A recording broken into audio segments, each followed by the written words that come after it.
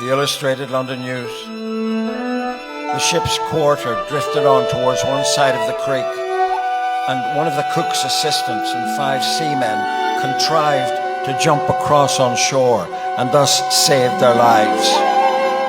A rope and a spar were afterwards got across, and by this means a number of lives were rescued, chiefly through the activity and devoted gallantry of 2 or 3 young men, passengers, whose exertions in saving the lives of their fellow sufferers deserve the highest praise.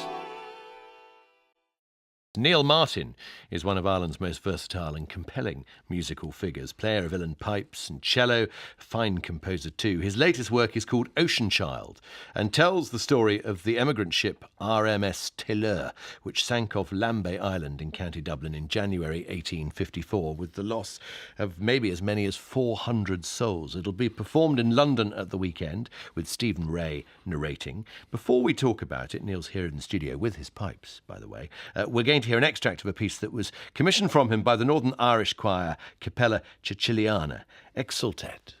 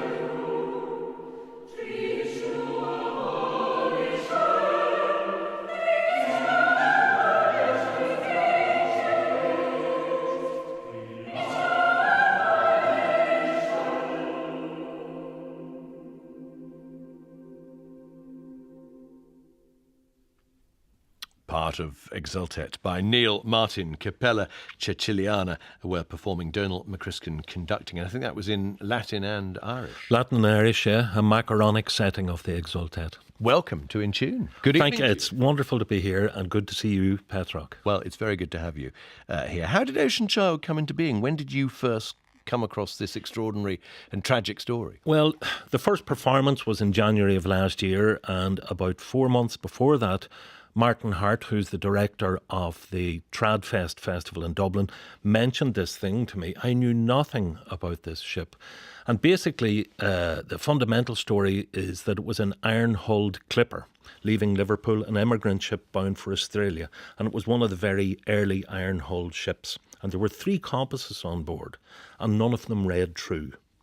The pull of the iron obviously affected. So instead of coming out of Liverpool and hanging left, it came out of Liverpool in very, very bad weather and went straight into Lambay Island with indeed the loss of maybe upwards of 400 people.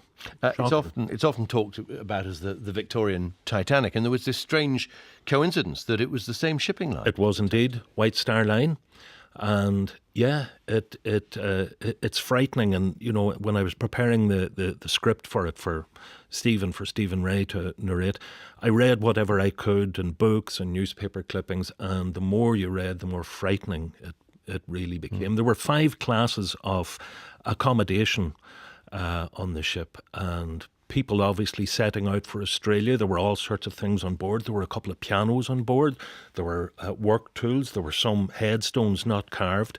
And, you know, there were various things that people were really set for a new life. And not all, you know, there were people from Ireland, from Scotland, from England and from Wales. So certainly there was a post-famine thing about it, but there was also just the difficulty that existed for so many people in the middle years of the 19th century. And of course, it got nowhere near the coverage that the Titanic did, No. partly because, of course, by the time the Titanic sank, technology had changed, the way the news was reported had changed, but surely also because it wasn't full of celebrities and millionaires and rich people. It was full of immigrants who perhaps people didn't care about quite so much. And I think the inquest and the inquiry into it happened very rapidly, and there was a mysterious figure who appeared only at the inquest in a hotel in Malahide a few weeks after the tragedy, and I'm not sure if there were brown envelopes passed round, but it was done away with very quickly and kind of surfaced over a certain degree of it as well. It's a story based in history, but it feels like it's a very compelling story for today as well, especially when the story of immigration has become such a heated issue in Britain and in Ireland as well. Completely. It's a universal story, and it's a microcosm indeed of the world. When we think of the displacement of people around the world this last 15, 20, 100 years, we can go back as far as we want. It's a very, very relevant story, and I think I'm blessed in the collaborators, Petroc, that I have in it.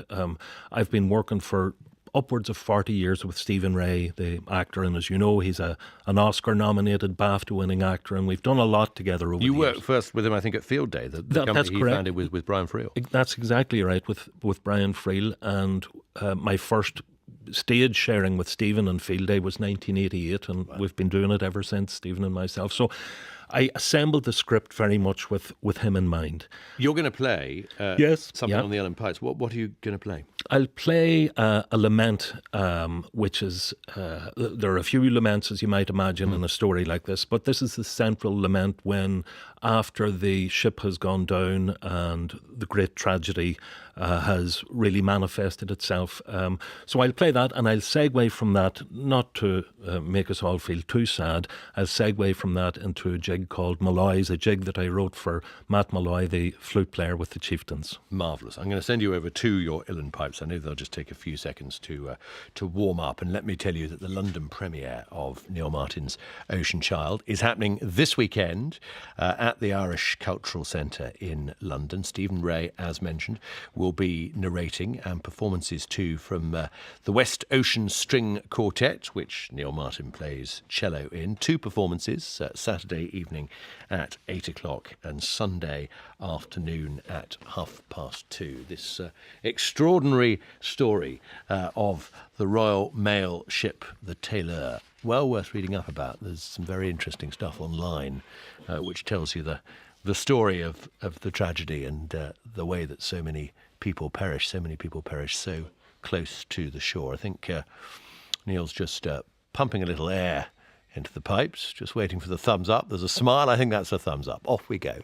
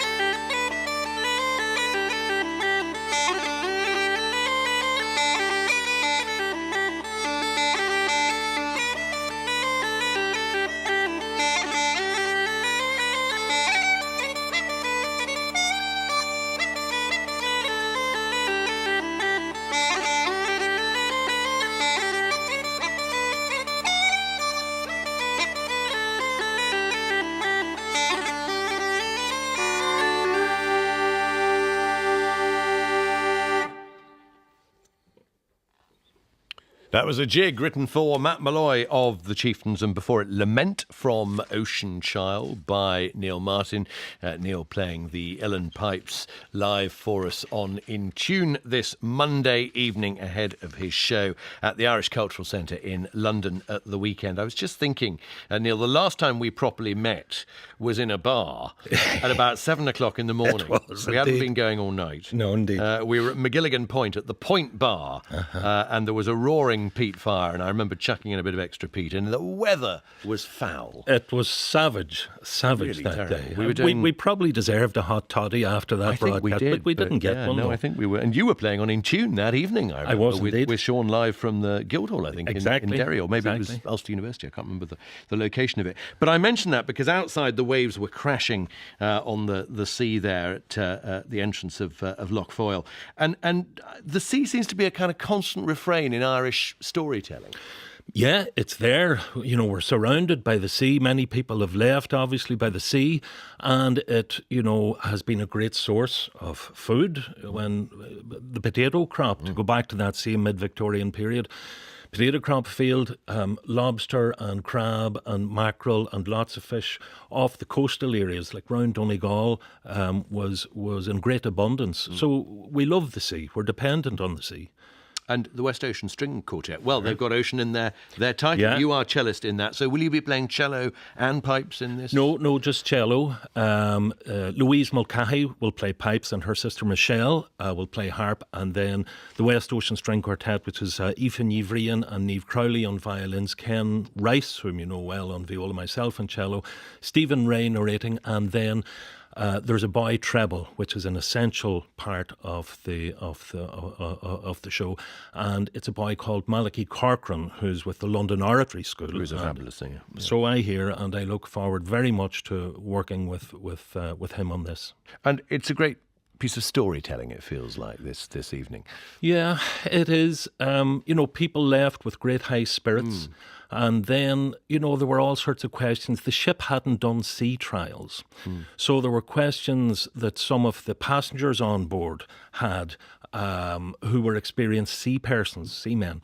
And there were questions about, the rigging. There were questions about some of the ropes and the pulleys. There were questions about some of maybe the crew being inexperienced.